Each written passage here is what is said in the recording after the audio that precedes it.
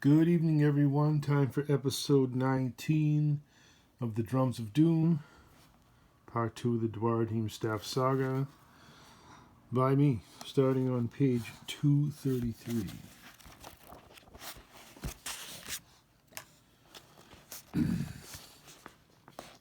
Vulgsharn. The journey required the passage of an entire surface day, but to the Darg, it seemed only the right amount of time.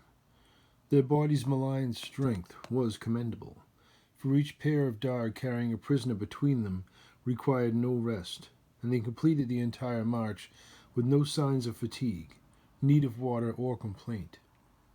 Their society accepted no weakness, and such virtues as kindness and consideration were considered among the greatest of frailties. In the same manner, they continued on through their lands without stopping, until they reached their southmost gate, which they called Vulgsharn. Vulgsharn was a succession of gateways, ingeniously crafted, with open killing fields between each one. Each gate was designed to easily be collapsed behind the next in titanic avalanches of falling rock. The outermost gate was the most cunning and impervious of them all, standing in the midst of an incredible fissure, which rose to infinity above and seemingly further down below. Its height peaked at more than 20 feet. The enormous vent was called Cleve Maga, which meant Great Chasm of Lava.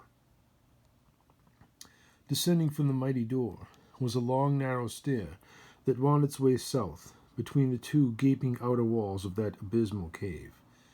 The natural stair had perhaps been formed eons before, when the fires of Underearth had once roared with volcanic fury and then slowly receded, leaving only the slender finger of rock behind in the memory of its passing. It was upon this narrow stair, at the foot of Vulgsharn, that they left their captives, thus fulfilling their debt of blood to the son of Aklon. We should take the bounty, Black Bible says. The debt of blood forbids it, said the captain. Surely the debt of blood was meant for the father, and not the son. That is not the law. We must leave them unharmed and unrobbed. They possess powerful magic, said the one called Fell Sorcerer. Surely Agoric will be pleased if we deliver it to him. The captain well knew that mutiny was soon to befall him. His company was strong, and he could not defeat them all alone. He had to hope that Agoric would feel as Fell Sorcerer had suggested, or otherwise his days would end here. Rob them, the captain ordered, but hurt them not. Let the plague kill them. The gnome has a powerful magic about his neck, Fell Sorcerer said, but it won't come off unless I sever it. Hold your cleaver, the captain said. Leave it. There is plenty more for the taking. And later it could only be said that if not for the resiliency of the gnomish neck, then the sorcerer would surely have pulled Kalor's poor head off. It is also possible that the sudden discovery of an amazing gem of power that he also carried may have distracted the evil wizard just enough to forget about it. They robbed, and they searched, taking everything that didn't have too great of an aura of goodness about it, until there was no stone left unturned, no trinket untaken. They had abandoned little. A ranger's sword and a dwarven axe were all that remained in the cave of the Korg Trogan where they had fallen. Their clothing and their armor the Darg left them, because it had no value to them. The captain himself claimed the elemental blade. Let us return now to Agoric, he said, and may the plague take them. There was much giggling and wringing of sinister little hands after that. Deep down, in the slumber of Darg poison, they would never notice when their lives finally slipped away from them. Goddess fearing. Lothair has been our goddess since our creation, Derek said. Indeed, she is our mother, and our people have lived in fear of her wrath since that dawning day. It was Lothair who led the queen and our nation out of the darkness and into the light of day, and it is she who forbids the uttering of the names of any god save herself, Lureg, and Arachnidon. Are there any others? Derek asked. As limitless as the heavens themselves, Vlad said. No longer should the Dark Alfar be bound by the deities of the past. We are bound, Derek said, chained body and soul to the goddess. How can the Dark Alfar ever hope to escape their bondage? We must unite and challenge them. We must learn to stand on our own. Perhaps we are not ready. Those among us with open minds have been ready for centuries, but they are not strong enough. We need a new world order. Surely the goddess would destroy anyone foolish enough to attempt to usurp her rule. Then a new leader is needed to take a stand before her. How could a mere mortal, even one as long-lived as we, stand and face her? By gaining the strength of a god. The demon binding has given you great power. The Lord of Shadow was one of the ancients, one of the firstborn, ruler of his plane, and now am I. Is it enough to battle Lothdare? Certainly not. For that, we need the Duaredheim staff. I have many fears relating to the artifact, Commander. If we are to win, Derek, we must take such risks. But please continue. We do not yet know the ultimate power of the staff, nor are we even sure that a mortal can wield it. The Dark Alfar are nearly immortal, Vlad said, unless they meet some earlier end. And you are even more so now, Derek said, and rumors of a secret hero of freedom are spreading. More and more Drakkar Noir are flocking to our cause. There is a great danger in that, Vlad said. The more soldiers who flock to our banner, the greater the risk of exposure. If the Queen discovers our plans too soon, all is lost. Andriul fears that she may already know. I have considered that possibility, Vlad said. If she already knows, and she very well may, then she is waiting to see if we succeed. And if we do, Derek said, then she will choose that moment to act and seize the staff from us. Precisely. Ariana? Certainly Lothdare hopes that she will betray me in the end, or else force her to do so. I have come to believe in Ariana's will, but as you fear, the goddess may take over her psyche and force her hand. I shall pray that that doesn't happen, Derek said. I may even be able to help protect her with spells from the realm of the dead. She will never agree to it. She would never know. The power will only manifest if some outside force tries to possess her. Prepare your spells then, Derek, Vlad said, but do not cast them unless our secret plans are undone. Where are you off to now, Commander? Derek asked. Ariana and I have business to attend to. It seems that a company of Darg is certain to betray us. Good luck, Commander. Continue your work, Derek, Vlad said. You are in command until my return. Then, uncharacteristically, he left by the laboratory's front door, proceeding to walk through the lower halls of his fortress in a most mundane fashion. The Queen had sent him a new company of Dragonian Marines to reinforce his strength, and no doubt there were spies among them. He made a point to visit their barracks unannounced. Walking casually into the room, he was in uniform, yet unarmored. The men were playing cards, lying leisurely upon their bunks, writing letters home, and doing any number of lackadaisical things. He was among them for some time before he was recognized by one of the new lieutenants. "Company, attention!" In a flash of activity, the ragtag bunch was on their feet, standing tall, rigidly locked at attention. "Good evening, sir." "You and your men do realize, Lieutenant," Vlad said, "that we will soon be at war." "Yes, Commander." "I trust that the next time that I visit, you will all be more prepared." "Yes, sir." "Very well. As you were, gentlemen," Vlad commanded, and then the troops, well trained as they were, returned to their leisure. "Lieutenant Malik, give me the status of your command and their relative training." "Sir, my company is at full strength, with no men down due to illness or injury. And your platoons?"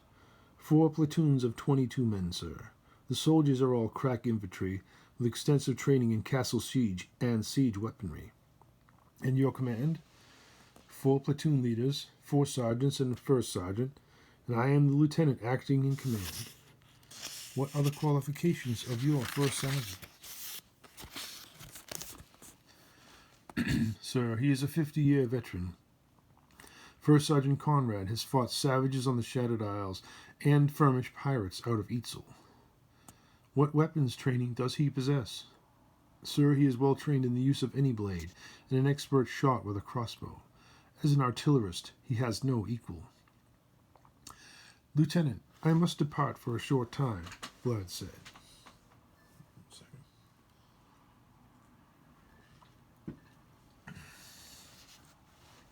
During that time, I want you and your men to train the orcs in the field construction of catapults and siege towers. Your mission is critical if we are to breach the defenses at Hard Pass and beyond. We will not fail, sir. See that you don't. He then proceeded to mingle with his men, speaking to each soldier in turn, praising them if their equipment was well cared for, and correcting those whose wasn't.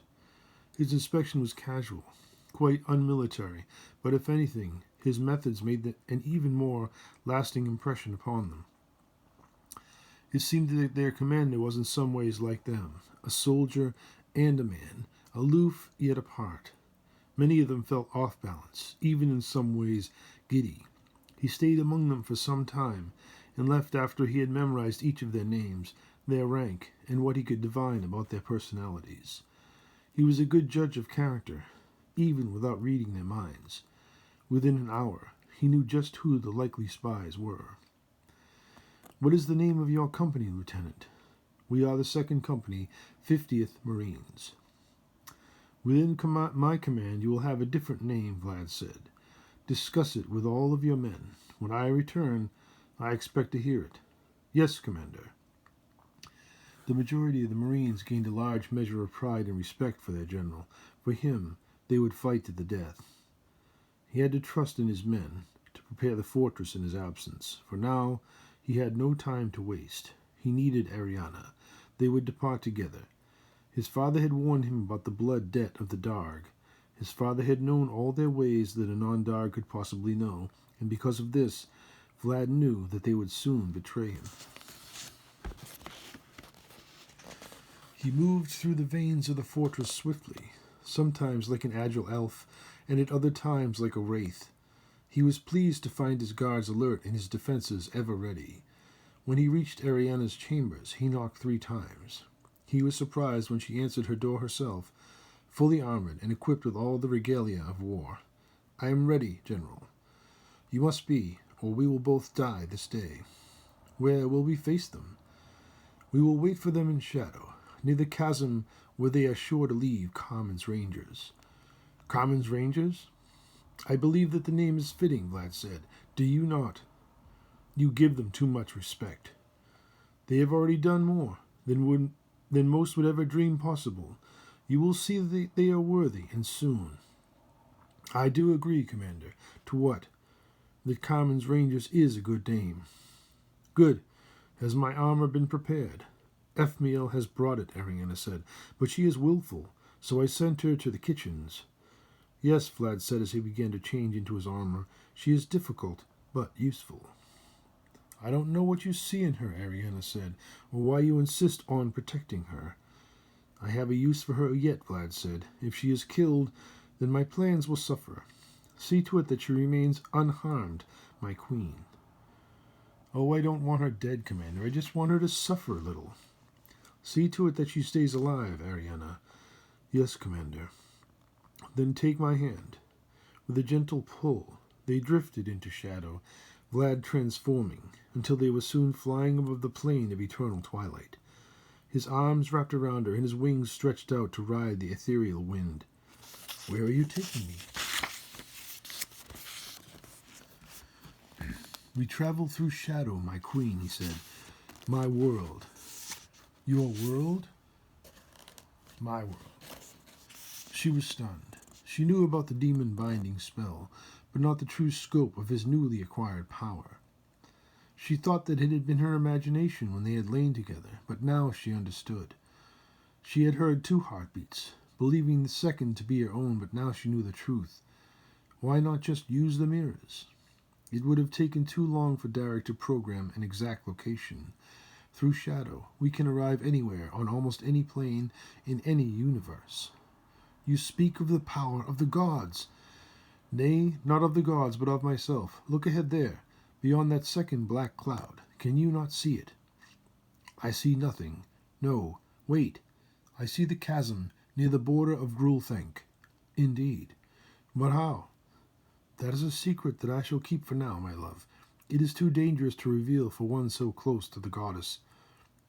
I shall build us an island for us to prepare ourselves on and to watch. Are you certain that they shall come this way? Oh, they will come. It's as certain as dark treachery. And then, with a flick of his envenomed tail and the invocation of one demonic hand, he soon created a floating black island and set Ariana down upon it. Accustomed as she was to magic, she was nevertheless amazed. It feels as solid as stone. It is very much so, yet non-permanent. As soon as my essence leaves, it will begin to fade. Rest for now and prepare your spells. You must armor our bodies against their black magic. Then let us begin, she answered, beginning to cast spell after spell upon them, warding them against fire, against ice, against air and earth, shielding their minds against controlling magic, their bodies against pain, against cuts by blade or arrow or hammers of war. Such was her power that her repertoire of spells was barely taxed. Continuing on, she reinforced them all and extended the duration of their power.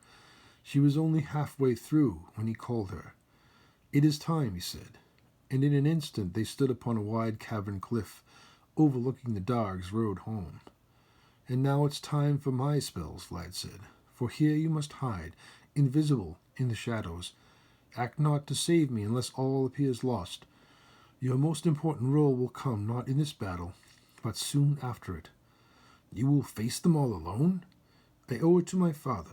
They will pay the price for their dishonor. Very well, General, Ariana said, but you must know that no single Dark Elfar has ever faced so many Darg alone and lived. One man did, and his name was Aklon. Fear not, my love, he said before kissing her. If we fail here, then all is lost anyway. Expertly cast, his magic soon took effect and Ariana disappeared. Speak not, Vlad said, and protect your back. Do not believe that the stone protects you. It is like water to them. If Vlad could have seen her, he would have witnessed her unease. For now, nowhere seemed safe. Needless to say, as Dark Elfar priestesses went, she was one of the most powerful in existence. Indeed, she was to be the next in line for leadership of the Coven, but that destiny was no longer her heart's greatest desire. She believed in her divine magic, but most of all, she believed in him. Dark Betrayal. Shadows cloaked him in their concealing embrace. Waiting patiently for his prey to arrive, he conversed lightly with his dark minions, for he was now not unlike a god, and to the inhabitants of Shadow he was master. They whispered to him of goings-on in the land of the light and the lands without, telling him what they feared, and craving his commands like young men, eager to rule, but bereft of knowledge. Laughing and crying with them, he both understood and respected their ways, and even their very existence. Go and wait, he told them. It's time for us to hunt.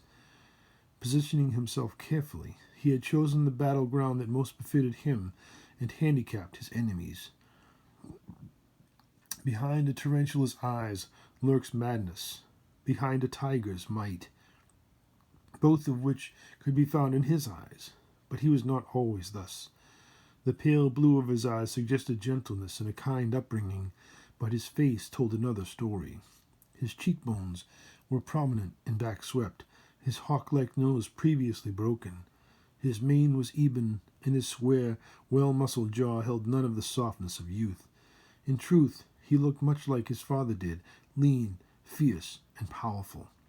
He was the sole heir to House Lusharon, his father, his primary teacher and principal influence. He remembered his teachings now, in this dark and desolate place. His memories were gifts to contemplate in idle times, and so he waited, like a trapdoor spider, patient hunter within, invisible death without. So strange, he thought, that everything that had happened in the last year had occurred as the result of the actions of a few vermin in one small gnome's dreams. He heard quiet footsteps in a baneful marching song. They were here. Poison and blood, torture and mud. Take a drink, hammer a link, cripple a gnome, just for fun. 1,000 thoughts raced through his mind as he watched them approach. 21 dog in all, carrying sacks filled with gems and other spoils. Their leader traveled near the middle of their column, and his sorcerer before him. Clearly they had forgotten their debt of blood and the debt of honor. They marched with grim purpose, their formation loose, yet methodical. Their clothing was for the most part identical, their cloaks void of insignia to conceal the identity of their leaders, but Vlad knew him. He knew of the one called Silent Scream. He was strong among the dog, belonging to an order of evil, calling themselves the Hand of Abathor. That one should have respected the blood debt. Indeed, he may have, at least initially. Dog leadership was fragile at best and usually short-lived. Perhaps his followers had refused his orders. Exactly why they betrayed him no longer mattered. The deal was done. Their armor was a mixture of adamant plates and chainmail woven with the darkest enchantments. Their caps were plain and unadorned, their helmets well padded and expertly forged. Their weapons were many, short swords, forged of the nearly indestructible adamant, blowguns, and 6-foot-long spears with jagged points and wicked barbs.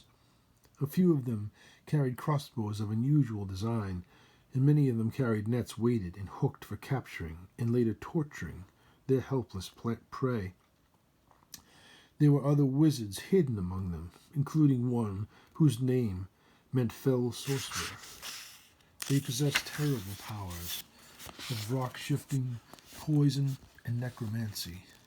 Even for the greatest of warriors, it was both foolish and suicidal to face such a party alone. But he was the son of Aklon, and he had planned this well. Stepping out of the shadows, he confronted them. "Hold! You have stolen that which does not belong to the Dark. Have you forgotten the debt to Aklon?" "We took it easily," one of them said. "To the strong go the spoils." "Then the debt of honor is also forgotten." "Not forgotten," said Silent Scream. "But perhaps the son of Aklon has grown too weak to protect his family's treasures. We delivered the surfaces past Grothank, unmolested and unkilled. That was only half of the bargain. The debt of blood is paid. The debt of honor is worthless." Vlad's eyes grew dark. In the realm of shadow, his minions trembled. The very air thinned beneath the weight of his angry stare. Then the Darg have forgotten the honor of Lusharon, for only fools would doubt the conviction of the son of Aklon. "The one named Aklon has fallen and will not return," said Black Bible. "His navy was smashed in the harbor of Eitzel." "Stand aside, or be cut down," said Fell Sorcerer. "Return the spoils to me, and I will consider the debts paid in full." "Go back to your fortress, would-be king," said Silent Scream. "You will meet your end here." Each side watched the other. The air was still, as quiet as death. Vlad muttered a word, and a wall of energy surrounded him.